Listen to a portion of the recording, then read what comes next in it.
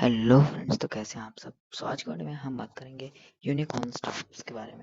Unicorn startup है क्या, इसकी किसने शुरुआत की थी और कैसे कोई भी स्टार्टअप यूनिकॉर्न बनता है, सारी चीज़ों को डिस्कस करेंगे। So make sure that video में आप हमारे साथ बने रहिए।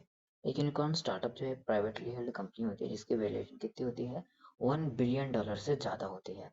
एंड $1 बिलियन अगर आप इंडियन रुपीज़ में देखेंगे तो ये अराउंड 8,000 करोड़ रुपए के होता है। एंड ये रैरिटी को हाईलाइट करता है उन स्टार्टअप्स की पॉइंट। अगर अगर हम देखें इनके, तो टेक बेस्ड होते हैं, और टेक बेस्ड होना चाहिए, वो इनोवेटिव होना चाहिए, स्केलेबल होना चाहिए। और फिर क्या होना चाहिए, पब्लिक, वो कैसे आईपीओ बने, मतलब कैसे वो स्टार्टअप बने। आइदर पब्लिक हो जाए तब वो स्टार्टअप बने, मतलब यूनिकॉर्न बने, या फिर प्राइवेटली यूनिकॉर्न बन जाए। अब जैसे अगर आप फिजिक्स वाला की बात करेंगे तो उस वो प्राइवेटली ही यूनिकॉर्न बना था। उस पर पब्लिक का कोई रोल नहीं था, उस पर आईपीओ नहीं आया था। अब लेकिन फिजिक्स वाला ने अनाउंस किया है कि आईपीओ आ गया है अब फिजिक्स वाला का। अब अगर हम देखें ओनरशिप की, तो ओनरशिप क्या प्राइवेटली ऑन्ड होनी चाहिए, पब्लिकली ऑन्ड नहीं होनी चाहिए, और किसी भी स्टॉक एक्सचेंज में लिस्टेड नहीं होनी चाहिए। तभी मानी जाएगी कि हाँ ये कौन सी कंपनी है, यूनिकॉर्न कंपनी, यूनिकॉर्न स्टार्टअप है। इनोवेशन जो होना चाहिए, ये इनोवेटिव होना चाहिए, वो पुराने घिसे पीछे मेथड नहीं।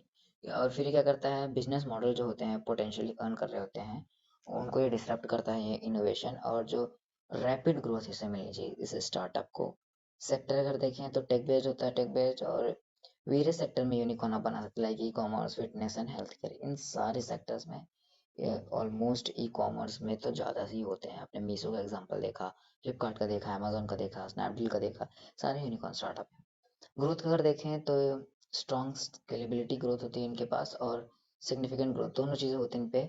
लीडर देखें तो एक स्ट्रॉन्ग फाउंडिंग टीम होती है इनके पास, और लीडरशिप जो थी क्रूशियल होती है कंपनी को गाइड करने के लिए और उसके ग्रोथ फेज में। तो ग्रोथ किस तरह की होगी, सारी चीज़ें डिस्कस करते हैं कंपनी में ये।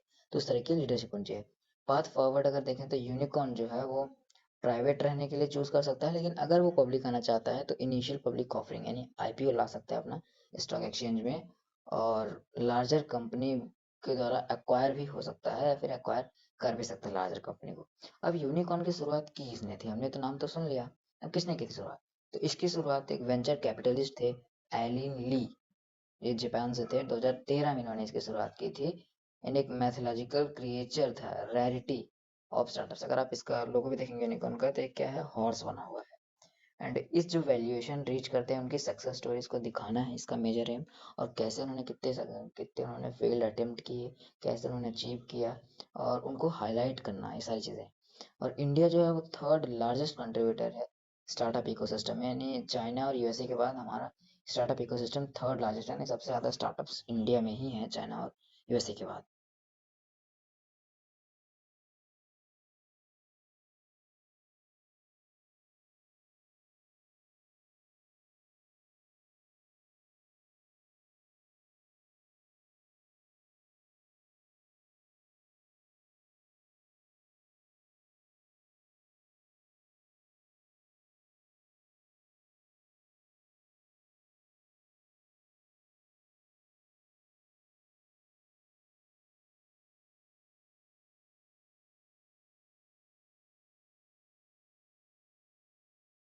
कुछ एग्जांपल अगर हम देखें तो हमारे पास है फिजिक्स वाला, एडटेक में अन अकेडमी है, और फिर मीशो, अमेजोन।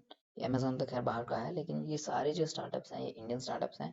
और इंडिया में अभी तक 2025 के डेटा के अनुसार टोटल 124 स्टार्टअप्स हैं, यूनिकॉर्न स्टार्टअप्स। तो आज के दिन तक हम मिलते हैं किसी और नए वीडियो।